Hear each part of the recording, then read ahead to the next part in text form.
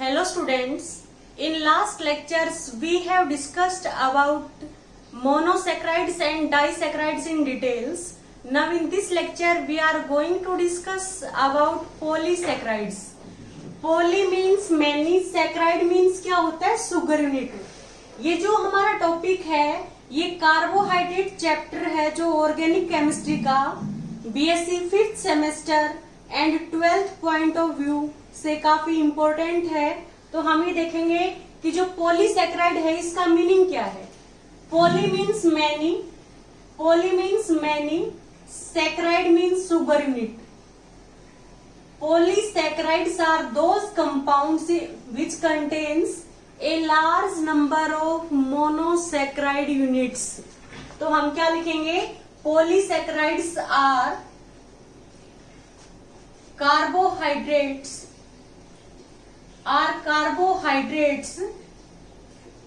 which containing a large number of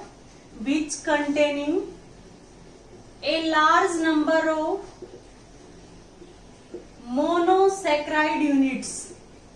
Large number of monosaccharide units.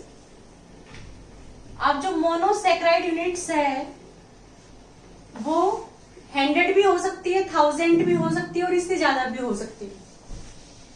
तो हम ये देखेंगे कि जो पॉलीसैकेराइड्स है उनका जो जनरल फॉर्मूला होता है, पॉलीसैकेराइड्स का general formula is C6H10O5 n times. n का मीन्स क्या है? Number of units, a large number of units. C6H10O5 n times है. It means this is the formula of polysaccharides. अब हम देखते हैं कि जो पॉलीसैकेराइड्स है उनकी जो प्रॉपर्टीज है. पॉलीसैकेराइड्स क्या होते हैं? अमोर्फस. सेकंड पॉइंट है कि पॉलीसैकेराइड्स है वो टेस्टलेस होते हैं. हमने मोनोसैकेराइड्स के बारे में पढ़ा कि मोनोसैकेराइड्स है वो क्रिस्टलाइन कंपाउंड है, स्वीट इन टेस्ट है और वाटर के अंदर सोल्यूबल है. बट जो पॉलीसैकेराइड्स है वो उससे डिफरेंट प्रॉपर्टीज है. अमोर्फस होते हैं, टेस्टलेस है और इनसोल्यूबल इन वाटर. मेनली हम जो पॉलीसैकेराइड्स के बारे में डिस्कस करेंगे, हमारे सिलेबस में 2 पॉलीसैकेराइड्स है. फर्स्ट क्या है? स्टार्च और सेकंड क्या है? सेलुलोज. आज के हम इस लेक्चर में स्टार्च है उसका जो स्ट्रक्चर है, प्रॉपर्टीज है, फॉर्मूला है, उसको डिटेल से डिस्कस करेंगे. जो पॉलीसैकेराइड्स है जैसे starch, cellulose and glycogen are polysaccharides. हमारे सिलेबस में 2 पॉलीसैकेराइड्स है, स्टार्च एंड सेलुलोज.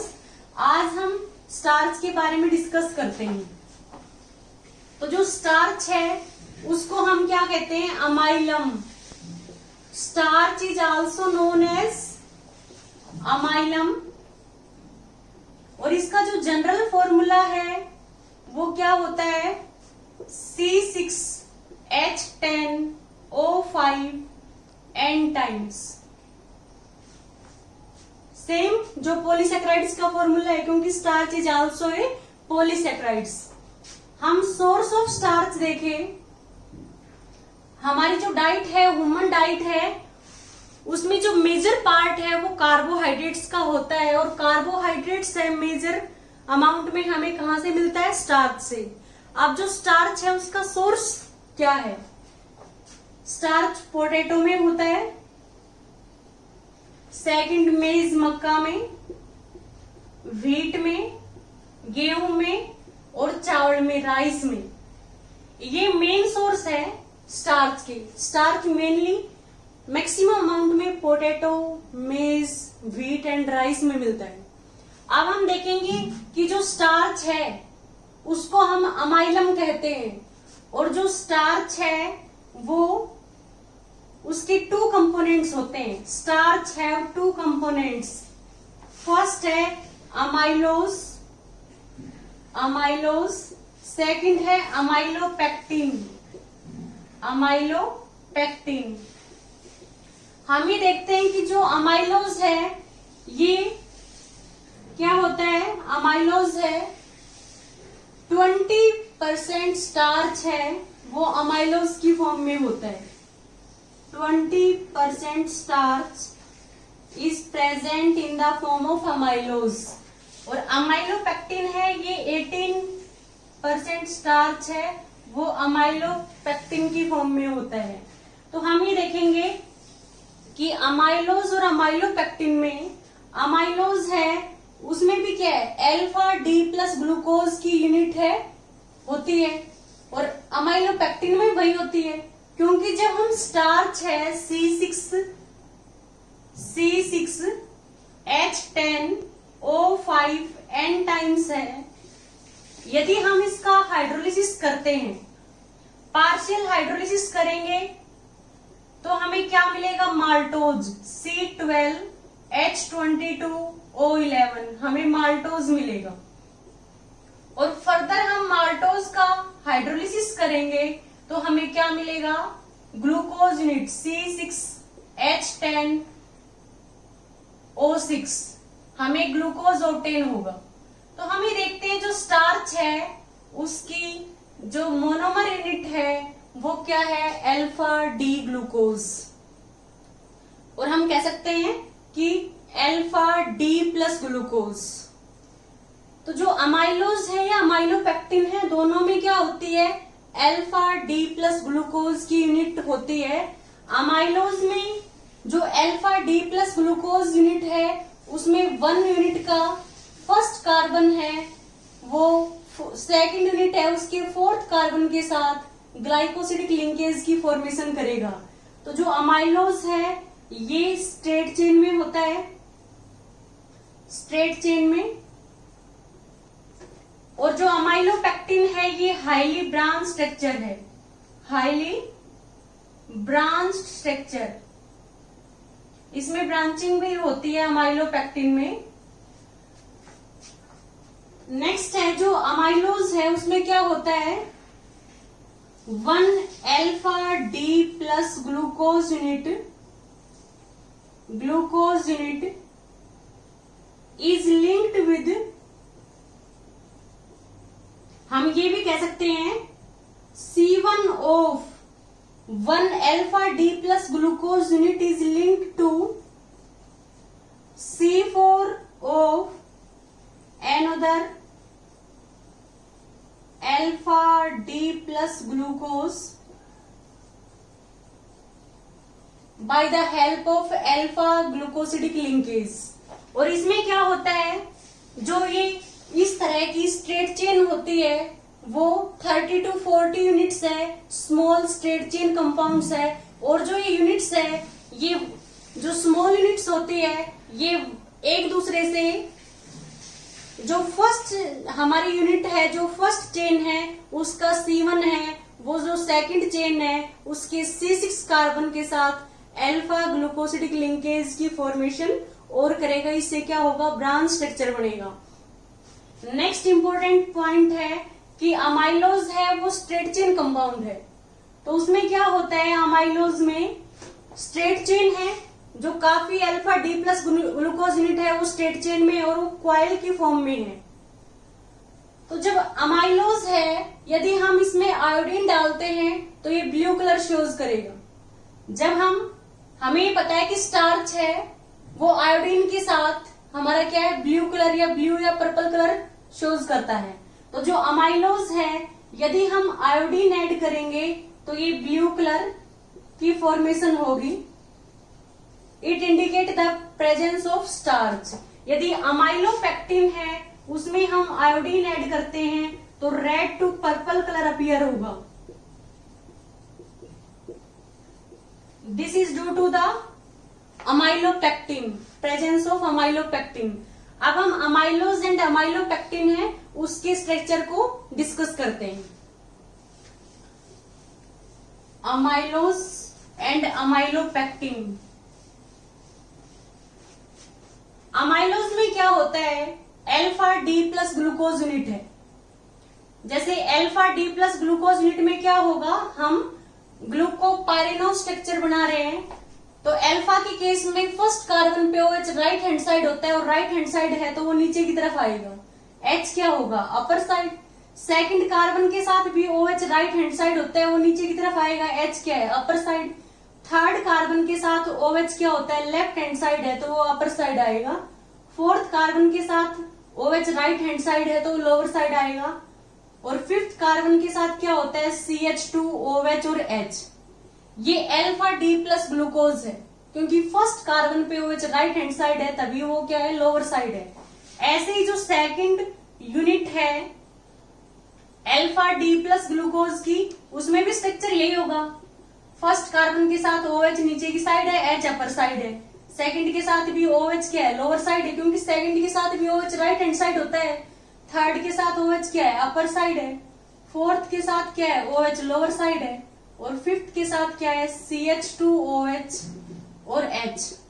ऐसे ही नेक्स्ट यूनिट है अल्फा D प्लस ग्लूकोज की, तो हम देखेंगे कि नेक्स्ट यूनिट में भी क्या होगा, इसी तरह का स्ट्रक्चर होगा। फर्स्ट कार्बन के साथ HOH है, सेकंड के साथ भी क्या है HOH है। थर्ड के साथ OH क्या होगा अपर साइड आएगा, H है वो लोअर साइड आएगा। फोर्थ के साथ OH लोअर साइड है, और फिफ्थ के साथ क्या है CH2 OH और H है। ये सारी जो यूनिट है ये अल्फा D प्लस ग्लूकोज की है। तो हम क्या देखेंगे कि जो लिंकेज होती है वो वन यूनिट का जो फर्स्ट कार्बन है वो जो सेकंड यूनिट है उसके फोर्थ कार्बन के साथ क्या करेगा ग्लाइकोसिडिक लिंकेज शोज करेगा। तो हम ही देखेंगे एक का OH और दूसरे का H, वाटर बाहर हो गया, तो इन दोनों के बीच में क्या आ गई, ये ऑक्सीजन लिंकेज आ गई, इसी को हम क्या कहेंगे ग्लाइकोसिडिक लिंकेज। ऐसे ही सेकंड यूनिट है उसका जो फर्स्ट कार्बन है वो जो नेक्स्ट यूनिट है उसके फोर्थ कार्बन के साथ क्या होगा अल्फा ग्लूकोसिडिक लिंकेज की फॉर्मेशन करेगा। OHH क्या है वाटर बाहर हो गया, और यहाँ पे बीच में क्या आ गया ऑक्सीजन लिंकेज आ गई, इसको हम अल्फा ग्लूकोसिडिक लिंकेज कहेंगे। अल्फा क्यों कह रहे हैं, क्योंकि फर्स्ट पे OH क्या है लोअर साइड है, तो ये भी अल्फा है, ये भी अल्फा है, और ये भी क्या है अल्फा है। सिमिलरली क्या होगा ये यूनिट है ये नेक्स्ट के साथ अल्फा ग्लूकोसिडिक लिंकेज शोज करेगी। तो ये जो स्ट्रक्चर है जो स्ट्रेट चेन में, ये किसका स्ट्रक्चर है अमाइलोज का। हमने अमाइलोज में डिस्कस किया है C1 alpha D plus glucose is linked with the help of alpha glucosidic linkage with second unit with fourth carbon of second alpha D plus glucose unit। तो बीच में क्या होगी ये अल्फा, ये जो हमारी लिंकेज है इसको हम क्या लिखेंगे alpha glucosidic linkage, alpha glucosidic linkage. ऐसे ये भी क्या है अल्फा ग्लूकोसिडिक लिंकेज है। तो हम ये देखते हैं कि जो अमाइलोज है वो स्ट्रेट चेन होता है, उसमें सारी ये अल्फा D प्लस ग्लूकोज की जो यूनिट है ये एक स्ट्रेट चेन में लिंक्ड है, और ये स्पाइरल की फॉर्म में होता है। तभी जब हम इसमें आयोडीन ऐड करते हैं तो आयोडीन है उन स्पाइरल्स के बीच में एंट्रैप्ट हो जाता है, इसी वजह से क्या होगा स्टार्च है वो आयोडीन के साथ ब्लू कलर शो करेगा। अमाइलोपेक्टिन का यदि हमें स्ट्रक्चर देखना है तो अमाइलोपेक्टिन में क्या होता है ऐसी ही 30 to 40 यूनिट्स किसकी होती है अमाइलोज की, मीन्स ऐसी ही क्या होती है small number of large number of small units होती है। हम ये देखेंगे अमाइलोपेक्टिन में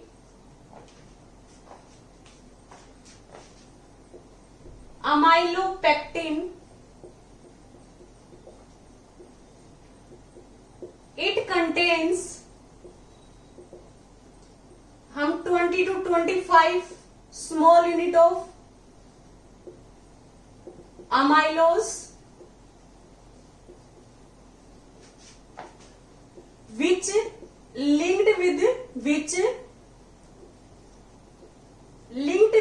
each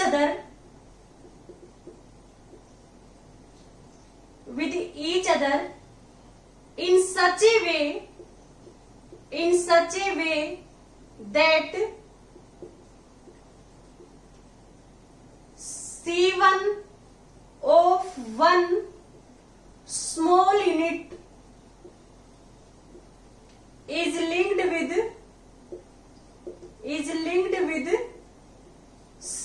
6 of another small unit by the help of alpha glucosidic linkage। हमने क्या देखा कि जो अमाइलोपेक्टिन है उसमें 20 से 25 यूनिट किसकी होती है, 20 से 25 यूनिट है वो अमाइलोज की होती है, मीन स्ट्रेट चेन। छोटी छोटी स्मॉल यूनिट्स होती है, 20 से 25 मान सकते हैं, किसी बुक में 30 to 35 है, बट आप 20 से 25 मान सकते हो। तो जो 20 से 25 यूनिट्स किसकी होती है, स्मॉल स्ट्रेट चेन। अब जो ये स्मॉल यूनिट्स है इनके बीच में लिंकेज होगी अल्फा ग्लूकोसिडिक लिंकेज। वो कहाँ होगी, जो 1 यूनिट है उसका जो एंड है, एंड पे क्या होगा, यहाँ पे OH होगा। वो क्या करेगा, जो सेकंड यूनिट है उसमें 6th कार्बन के साथ अल्फा ग्लूकोसिडिक लिंकेज यूज करेगा। जैसे मैं स्ट्रक्चर ड्रॉ करती हूं कि ये हमारी सेकंड स्मॉल यूनिट्स है जिसमें क्या है, ग्लूकोसिडिक अल्फा ग्लूकोसिडिक लिंकेज है।